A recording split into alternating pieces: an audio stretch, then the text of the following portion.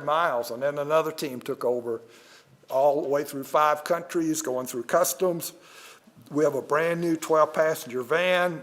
We have a remodeled playground. VCOM contributed over $8,000 from our students going out and fundraising, a very purposeful thing we did. That was money left over from buying gifts for over 100 children who otherwise wouldn't get it. So we raised more money than we anticipated. We're working with the military. We have new proposed projects, electronic record system to make it more efficient, an EKG to be more complete in the care we can provide, emergency equipment for anyone who comes in, a school community outreach. We have what's called a ludic center. That's a play area for the small children who come in, babies like we see here. So the moms have a place for them to play and have coloring books and things while they receive, the adults receive, and other children receive medical care. So we have 3 trips that VCOM takes with 50, okay, in a moment. We have with 50 people. Our team's just coming back from Santa Rosa. I hope they're back. I haven't checked my email this morning, but they should have gotten in by 4 a.m. this morning. And another team's going to Tegucigalpa January 5 through 12. Unfortunately, I can't go on that trip with them, but they're going to be there. We have women's health care, and you'll see the numbers there. Women 20 to 40 receiving pap smears every month. And we're looking for a RVG to improve the dental care, nutrition program, workshops for moms who don't know how to care for their family. They don't know the nutritional value. We have enhanced food packets for children over 500 malnourished that come through that clinic. There's a cosmetology program that's designed to give women skills so they can earn a living. The problem is they have no money and they don't have a way to earn a living. There's sewing machines, there's a beauty workshop. We're looking for a lab to test children in a nutrition program because many have anemia and acute paratosis. We're going to operationalize this mobile clinic to go all out and within 2 or 3 hours of Baxter, the passenger van that takes us where we need to do. And then we have a conceptual plan for what the clinic's going to look like in 5 different areas. So the point is, we have a plan. We are allocating funds to it. Everything we do is purposeful. You're ready to go? All right, we're almost there. Everything is purposeful. I'd encourage us to be intentional about what we do and the words we say, the people we come in contact with. And I think it's left up to our leadership in consultation with our entire congregation to develop such a focused program. And it's working for 12,000 people in Honduras at Baxter. It's working for over 100 students who are coming from all over to study the Bible. It's a place of inspiration. If we were to go there with a team, we would be so inspired and come back and so full of energy to do God's work. And it's proven itself. We've taken our youth there before. It's our fruit of baptisms that follow. It's a place of God where we need to be and learn how to be inspired. Let's take a look just at the Baxter course. These are ordinary people just like us who come together, and let's hear what they have to offer. So on cue, orchestra. Celebramos tu majestad, oh Dios. Tu nombre es santo y digno de todos. Oh Dios, Señor, tu nombre es santo y digno de todos. Dios, Señor, bendito Señor, te queremos alabar y exaltar. Oh Dios, bendito Señor, te queremos alabar y exaltar. Tú reinas por la eternidad, oh Dios omnipotente. Oh Dios, Señor,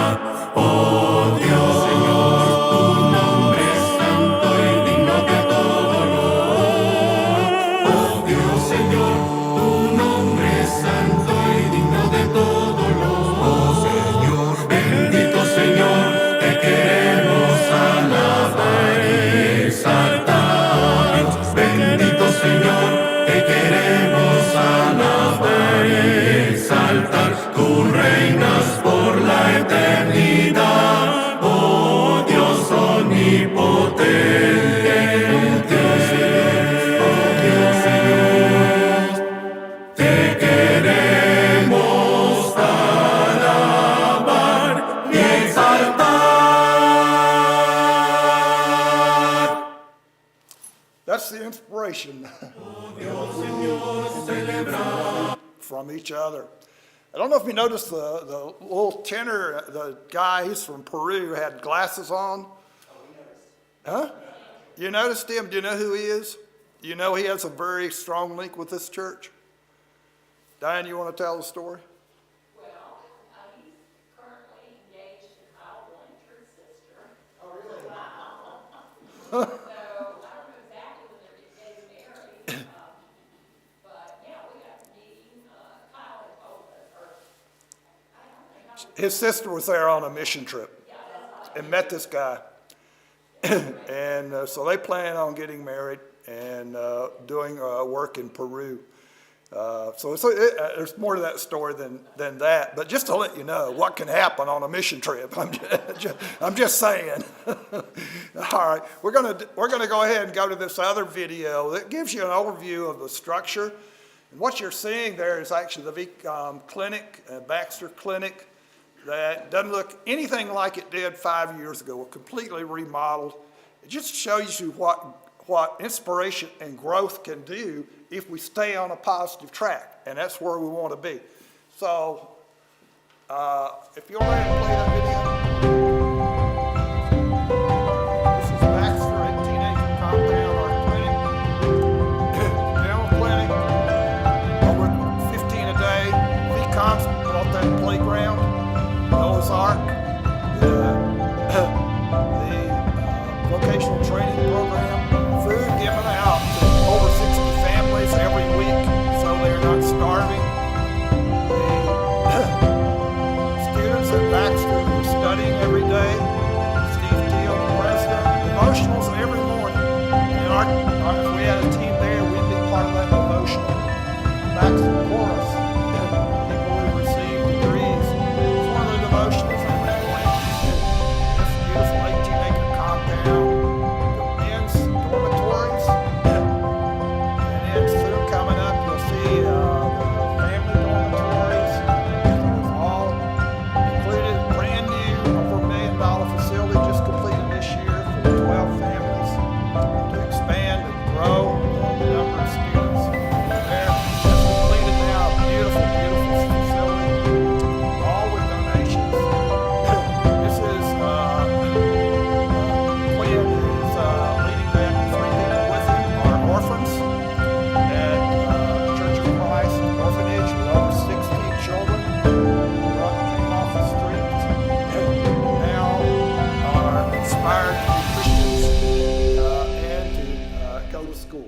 So it's a powerful story. Now we're going to see another video. I don't think that's us. Cut that. You never know what's coming up next on YouTube. You got to be careful. Not sure what that was, but it looked safe, but it might not have been. So the next thing we're going to see is Lupe Mayo. I have a little 4-minute interview that I did with him specifically for the church here. Lupe, short story, came on his own at 12 years old on a bus to America from Mexico to try to find his family. Made it all the way to California, and then came to Winston, and we have an acquaintance with him. Let's hear from Lupe. If you can pull that up next. Maybe doing too rapid of activity for our control booth, but can you pull up Lupe? That's another vignette I have for you, but not today. You'll see a mugshot of me. There you go. Let's hear from Lupe.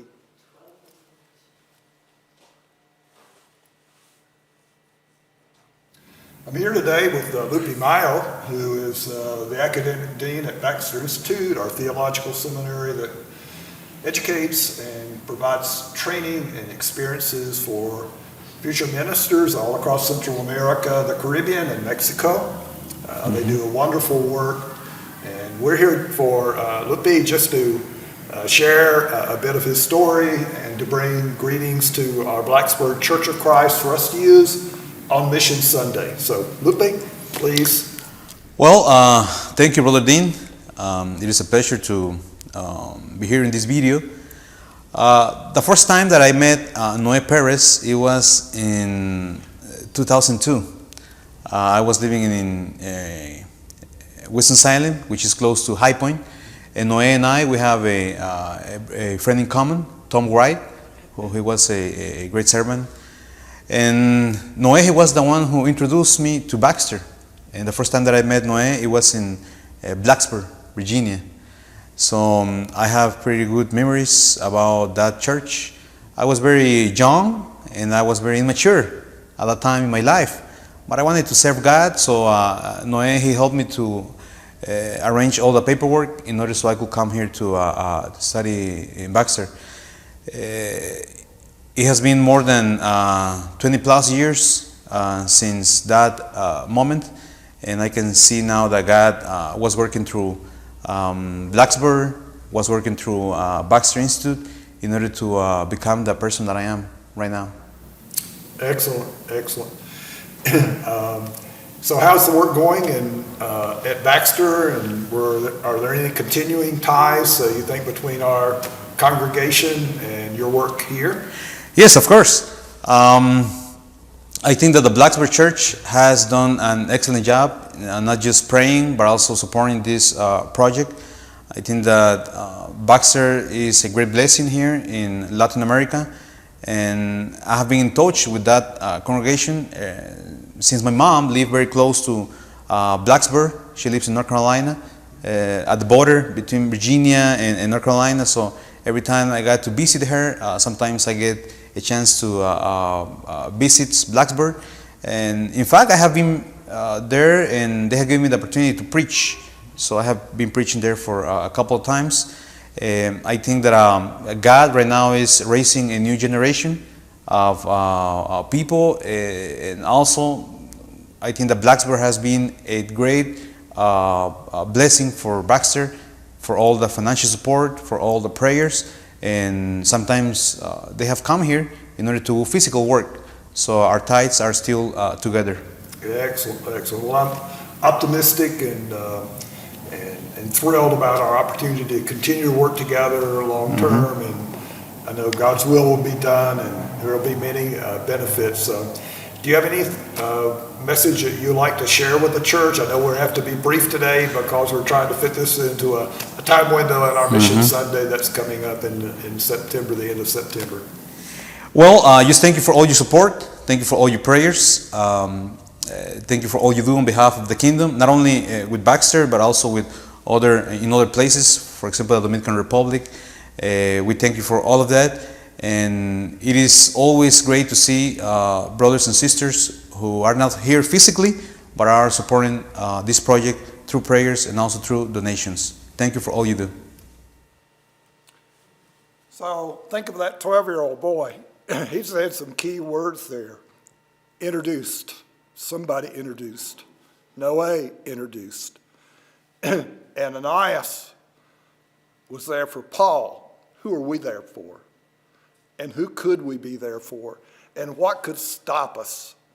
Nothing can stop us if it's God's will. And if it's God's will, we'll ensure that nothing interferes. What are the opportunities? If you look over this report, I didn't go over that last page, but that's the budget, you know? There's always some money involved somewhere.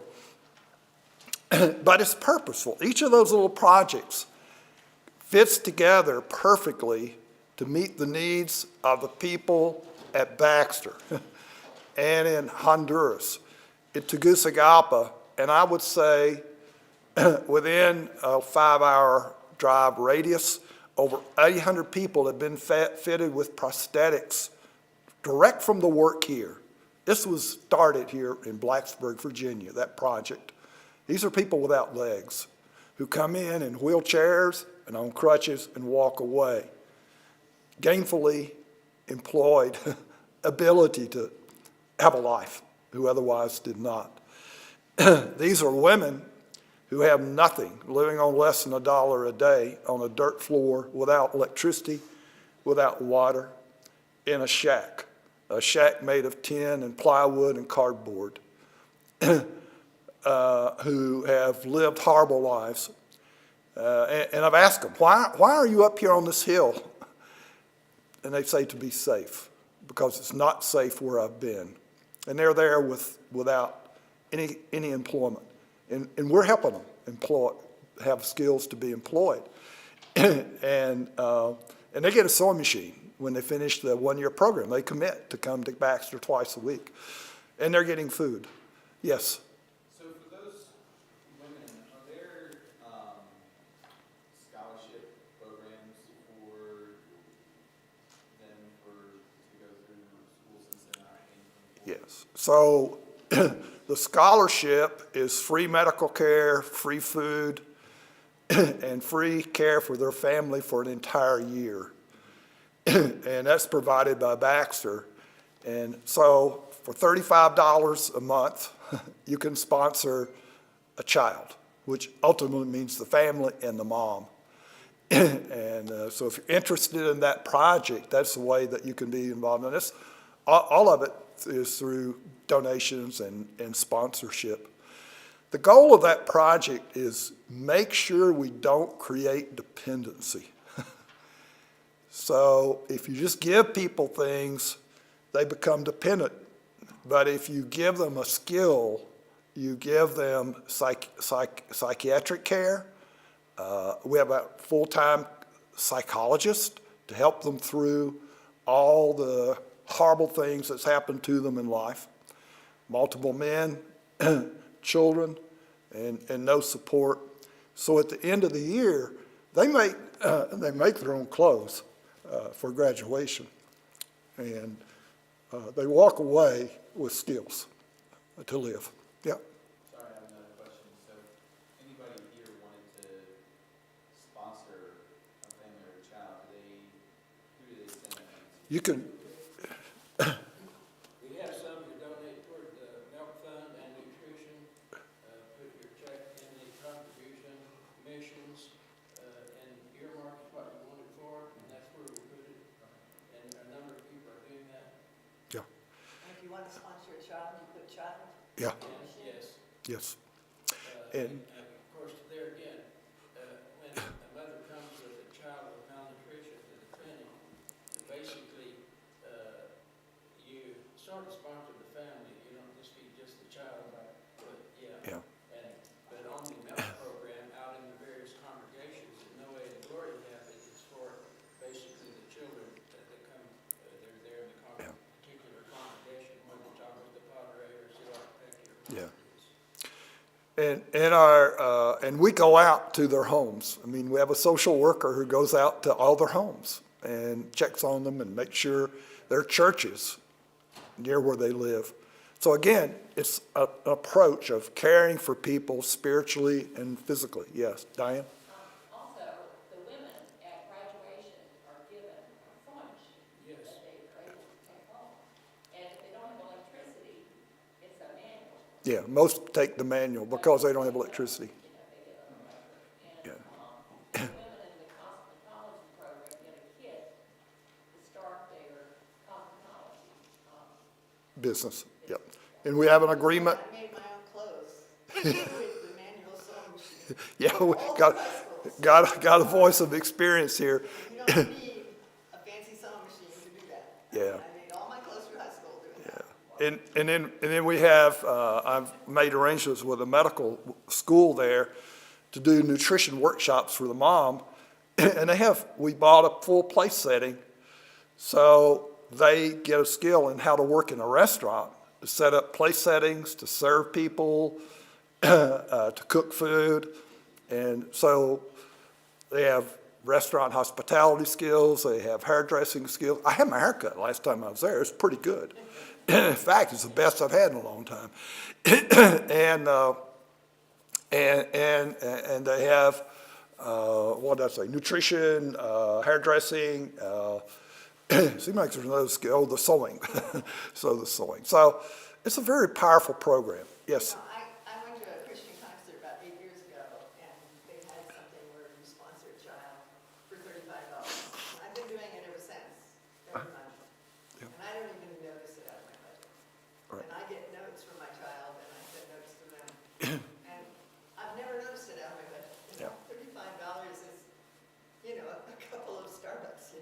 Yeah, 3 or 4, or whatever, but you don't notice it. yeah. It's a couple of lunches. It's So- wonderful, but look what it does for a family and a child. Exactly. So I know we're going to have another Sunday, but maybe Loy and I can just work up a little list of potential projects and opportunities. Yes. Back to the contributions, donations, so just, do we put those in the collection on Sunday morning? Or give Yes. them directly to you? Yeah, we can, Mark for a mission. Okay, put Baxter, check, and then whatever. yeah. So I know we're going to run out of time. I don't know why someone hasn't rung a bell on me yet, but I think we're probably past the first bell, but oh, they did. They needed a reminder, okay? So I'd like to just summarize here briefly. Ananias was a person just like you and I. God called him. He acted. Paul had something miraculous happen to him that led to the Paul we know. That chorus you just saw are ordinary people working in villages, having very little, but they had an opportunity that somebody provided, that somebody is actually us, because we contribute. And you see the results. And they go out in mission teams when they graduate to different places in rural areas, and they're there for the people. We have women, we have 12,000 we're serving, and you're a big part of that. Aloy and I are trying to make a special effort to communicate in the best way we know how. And these are women. Cervical cancer is the #1 killer in Honduras. We're doing pap smears. If a woman goes into a public health clinic, she might get a result in 6 months. She gets it 2 days with us. Yes. Cervical cancer here in the U.S. is minute because of vaccination. Yeah. But in Honduras, the vaccinations are too expensive. Yes. Right. So it's another thing. Our clinic is basically free. People are asked to contribute $2 because we believe you have to invest in yourself. If it's just free, you're not vested in the value. So they can afford that. And if they can't, it's nothing, trust me. The medicine is free, and just with a small investment. Most importantly, somebody has taken the time to invest in them. And no strife, no distraction. There's nothing that should be allowed to interfere with that.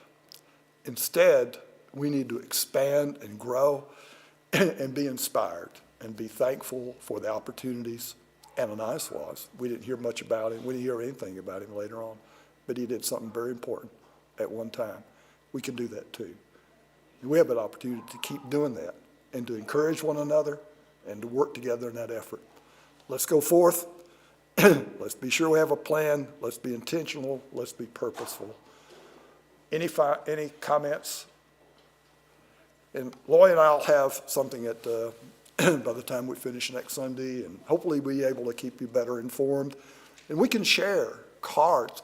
We just gave 120 children $30 value Christmas gifts. We're taking Christmas cards January 5 on the trip that's going down with our 40 students and physicians to give all of them a Christmas card, and they're going to give us a Christmas card back. So we'll bring Christmas cards and share with you. We'll try to share from what's happening there back here. Thank you for your time. I appreciate it. God bless you. Thank you.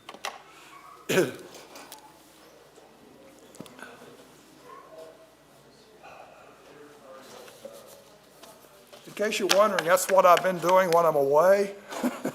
So, yeah. Yeah. So, all the time.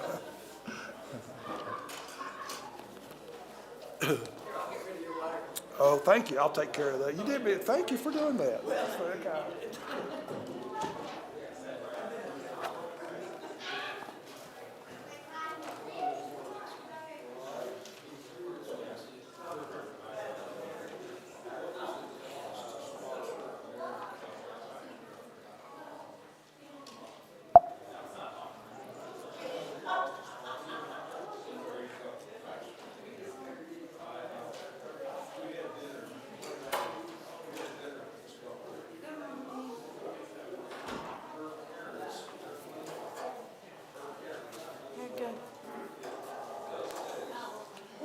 jacket. You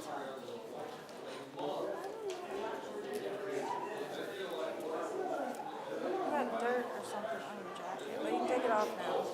Take it off. Go down.